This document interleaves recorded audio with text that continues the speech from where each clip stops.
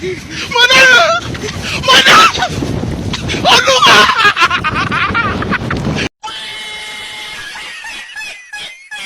A few moments later.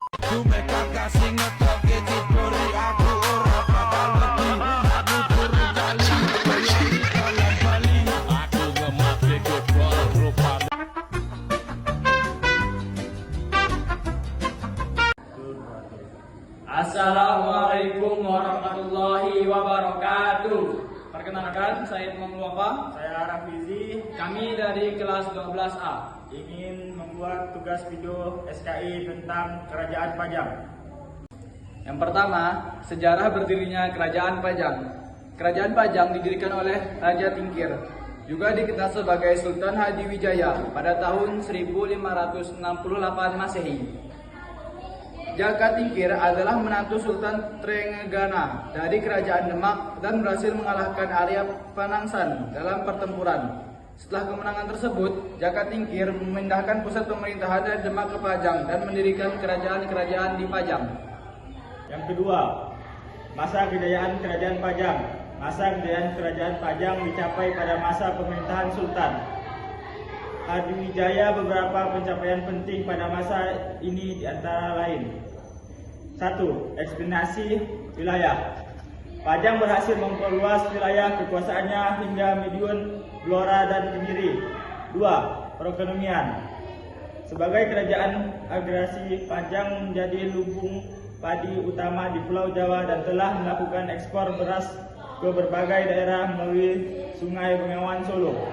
Yang ketiga, penyebaran Islam. Sultan Hadiwijaya aktif menyebarkan ajaran Islam di pedalaman Jawa dengan bantuan tokoh-tokoh seperti Syekh Siti Jenar dan Sultan Tunbayar. Ketiga, raja-raja Kerajaan Pajang. Berikut adalah raja-raja yang memerintah Kerajaan Pajang. Yang pertama, Sultan Hadiwijaya atau Jaka Tingkir.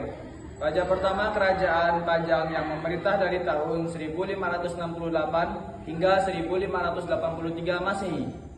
Yang kedua, ada Arya Pangiri, raja kedua Kerajaan Pajang yang memerintah dari tahun 1583 hingga 1586 Masehi.